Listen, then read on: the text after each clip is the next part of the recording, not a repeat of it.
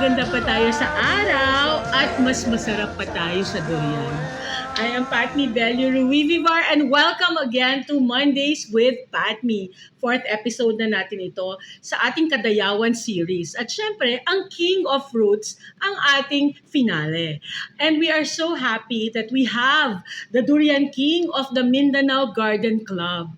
Si Sir Bernard Bautista, parang action star ng pangalan. Pero siya ay ating durian farmer ng Bautista Farms. Welcome to Mondays with Patmi. Good afternoon po, ma'am. At sa mga nakikinig natin dyan, nanonood, magandang hapon po sa inyong lahat. Ayan. Kasi nga, inintroduce siya sa amin ni Tita Vicky Jimenez at nakatikin kami ng masasarap niya na durian. So, nagdala siya ng sample today. Ano po itong mga durian na to? Kasi curious kami. Sabi kasi ng aming editor na si Ami, sabi niya, ano daw yung orange na durian? Sir, ano itong orange na durian na ito? Itong orange na durian po na ito is another durian species, hindi another variety. This is Durio graveolens na orange variety.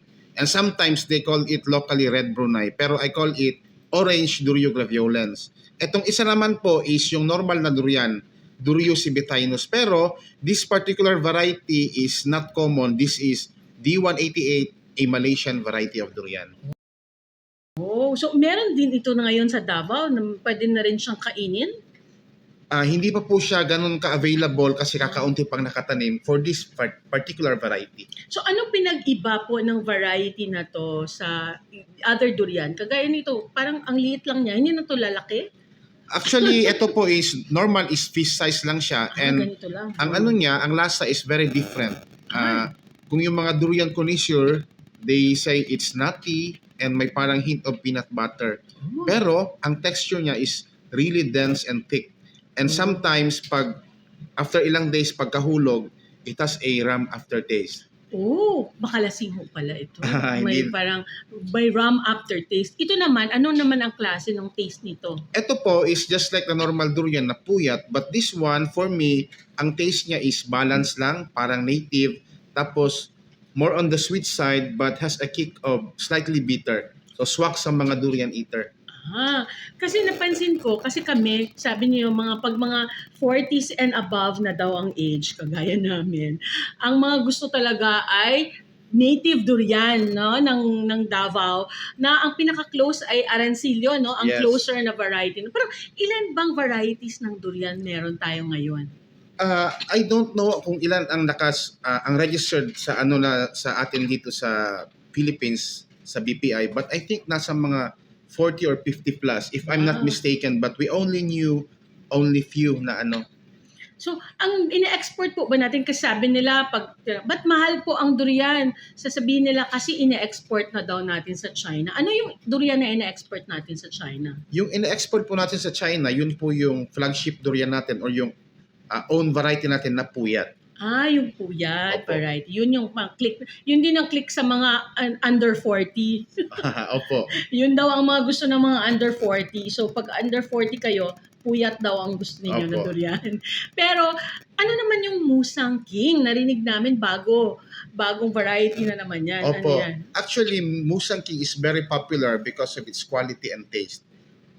Sa Malaysia, yun ang flagship durian niya. And as to date, one of the most expensive durian ang Musang King kasi China market demands a lot of Musang King. Magkano pa ang Musang King? 2 weeks ago, nag-Malaysia po kami and doon po ang retail is 875 per kilo. Pesos? Pesos po. Wow, 1 kilo lang yon. Opo, na may balat pa pag bibilhin mo. So yun na ang pinaka-expensive na durian. One of the most expensive po. So parang champagne na yun sa Opo. yun ang champagne ng mga durian. So ang mahal-mahal pala. So meron na ba yan dito sa atin? Pwede na itanim yan dito sa Pilipinas? Sa planting materials po, marami tayong available. Ako po nagpo-propagate, marami ako. Pero as to the fruit, merong mangilan-ngilan, very scarce pa, ang hirap hanapin. Kung meron man lang, medyo expensive. I think, if I'm not mistaken, it is sold for 500 per kilo. Oo. So, mas mura kayo sa Malaysia kasi 'di ba 800 doon? Opo, So mas mura pala dito. So, opo. matitikman kaya ng mga taga Davao ang Musang King? Magiging available ba yan sa Agri-Fair, sa SM? Tingnan po natin kung maraming bunga. Pero the only solution para maging available siya and accessible for everybody is to plant. Kailangan mag-plant. At kayo ay pinopropagate ninyo at pinopromote nyo ang durian planting. Opo, I'm promoting planting durian. Mahirap ho ba mag-plant ng durian? Hindi naman po, basta importante, TLC. Oh. Kailangan ng TLC, tender love and care sa durian para mag-produce siya ng magandang bunga at masasarap. Mga ilang taon ba usually yan hanggang maka-harvest ka na? Opo. With proper care naman, kaya po siya ng 4 to 5 years mag-start na prepare ng 4 to 5 years, pwede na. Tapos, once, ilang beses mag-harvest? In a year po, usually is 1 year. Pero if ang weather pattern is iba, unusual, sometimes dalawang season in a year po. Wow. Bakit daw masarap ang durian natin dito sa Davao, sa Mindanao? Opo. Masasarap ang durian sa Mindanao kasi we're blessed with a rich and fertile soil. And malapit tayo sa Mount Apo, which make our durians very delicious. Kasi durian loves volcanic soil. So talagang yung mga malapit sa Mount Apo, malapit sa mga mountains or volcanoes, yun yung mga pinakamasarap na mga durian. Opo. Ayun naman pala. So, kumusta naman ang ating durian industry ngayon? Our durian industry now is on infancy stage pa, to be honest. But Talaga? with the support of our government, we're hopeful that durian industry will level up. Just like what we're doing in our province of North Cotabato, we're really thankful to our governor, Lala Talinio Yes. Mendoza, God True. Lala. Hi. through her Serbisyong Totoo.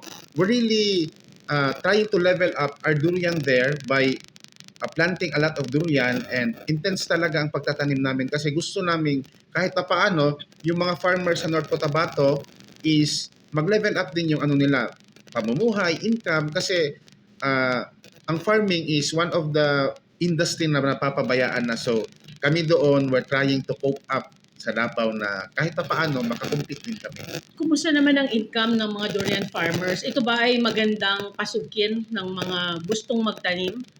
Yes, actually, since we're allowed to ship our export our durian to China, maganda po siya, very profitable.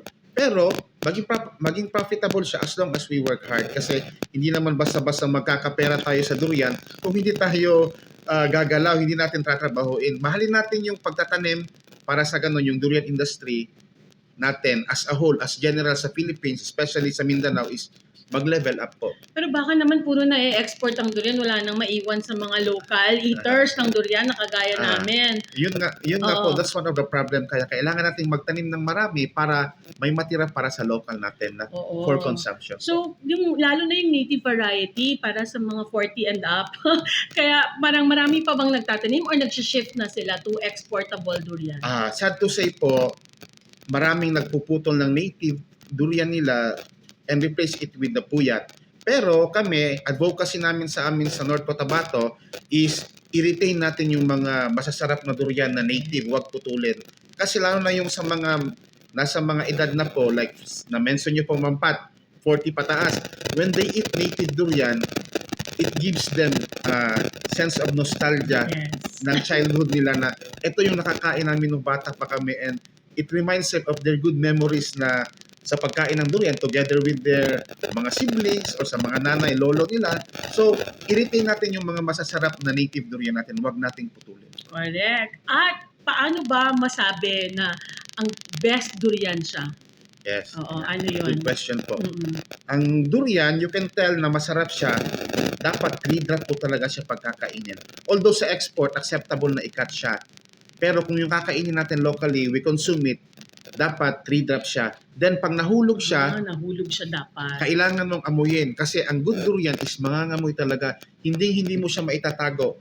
Then pag inamoy mo siya, you smell them sa bottom. Then minsan ang ginagawa namin or sa Malaysia, what they're doing, totoo naman, pag inamoy mo, aalugin mo ng ganun. Once na parang yung sa Cebuano, mukango siya na parang naaalog siya, Meaning nun, it's a really good durian. So kailangan uyug-uyugin Oo, para pag nagkalog-kalog, masarap na durian. At saka mabango. Opo. Oo, kasi parang, pero paano yung mga ayaw naman sa scent ng durian? Pero yun pala ay requirement para maging masarap na durian, kailangan may amoy. Opo. Ayan naman pala. And so very happy kami dito dahil nagdala po siya ng sample ng durian. And titikman namin to lahat dito sa newsroom ng Mindanao Times, no? So, lahat ito, pwede kayong kumain sa Agri-Fair, doon sa Greenery, sa SM City Ecoland. Marami po doong varieties ng durian na you can try. And you have also seedlings there if Opo. you want to try. So ano po yung message ninyo sa mga kabataan, new generation of farmers natin about durian? Sa mga new generations natin na mga kabataan, huwag nating pabayaan ang farming industry. When there's no farmer, walang makakain. So ako, take it from me, I came from a corporate job. Then when I reached my 30s, exact to 30, I became a full-time farmer. So it's a change of career, pero it's really worth it. Ayan. So yan yung mga iba, pag stress na kayo sa corporate jobs nyo or government jobs, mag-shift na kayo to farming durian para marami tayong harvest next season. At maraming salamat ulit for joining us. Ito again ang Mondays with Patni, ang ating 4th episode. Diba, level up na, may props na kami na durian. At kita-kita tayo sa sunod. Ako si Patni Bello Ruivivar. At lagi nating alalahanin, kailangan mas maganda pa tayo sa Eternal vigilance is the price of freedom.